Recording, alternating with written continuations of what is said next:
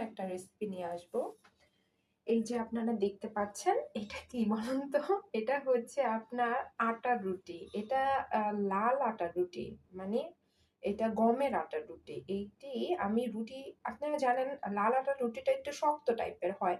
তো আমি গতকাল রাতে রুটি বানিয়েছিলাম। আমরা খাওয়ার পর ২ টা রুটি মানে থেকে গিয়েছিল। আমি ফ্রিজে রেখে দিয়েছিলাম। আজকে সকালে বের করে দেখি যে রুটিগুলো ভীষণ পরিমাণ শক্ত হয়ে গিয়েছে। ময়দা কিংবা আটার রুটির থেকে লাল আটার রুটিগুলো বেশি শক্ত হয়, প্রচুর পরিমাণে শক্ত হয়। তো আমি এখন ভাবতেছিলাম যে এটা দিয়ে আমি কিভাবে কি রান্না করব বা কিভাবে খাওয়া যায়? তো সেই ক্ষেত্রে আমি দেখা গেল যে একটা মানে প্ল্যান করলাম যে এটা এমনভাবে যাতে খাওয়া যায় যাতে সুস্বাদু হয়। তো এই দেখেন আমি রুটিগুলো প্রথমত শুকনা অবস্থায় আমি আ কিচেন আ কেচি দিয়ে এই দেখেন এরকম করে লম্বা করে যতটা সম্ভব আমি কেটে নিয়েছি। কেটে নেওয়ার পরে দেখা গেছে যে এটা ভীষণ শক্ত। তো আমি হালকা একটু নুডলসের মতন বয়েল করে নিয়েছি। ঠিক আছে? তো বয়েল করে আমি ছেঁকে রেখে দিছি। এখন এটাকে আমি নুডলসের মতন কি রান্না করি আপনারা দেখুন।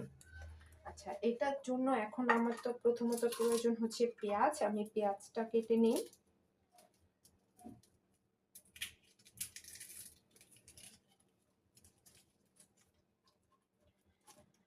আমাদের বাসার সবারই দেখা যাচ্ছে যে রুটি থাকে। আপনারা আরো টেস্টি খেতে পারবেন। কারণ হচ্ছে যে আপনারা যদি আ আ ইসের রুটিটা খান, ময়দা কিংবা আটার সেটা আরো ভালো টেস্টি হবে। ঠিক আছে?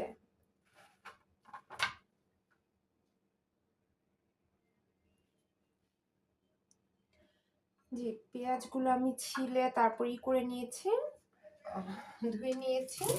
এখন হচ্ছে পেঁয়াজগুলো আমি কুচি করব। যেহেতু এটা আমার নুডলস টাইপের একটা রেসিপি করব। তো সেই ক্ষেত্রে দেখা যাচ্ছে এটা চাইনিজ আইটেম। তো এই ক্ষেত্রে পেঁয়াজ খুব বেশি কুচি করার কোনো প্রয়োজন নেই।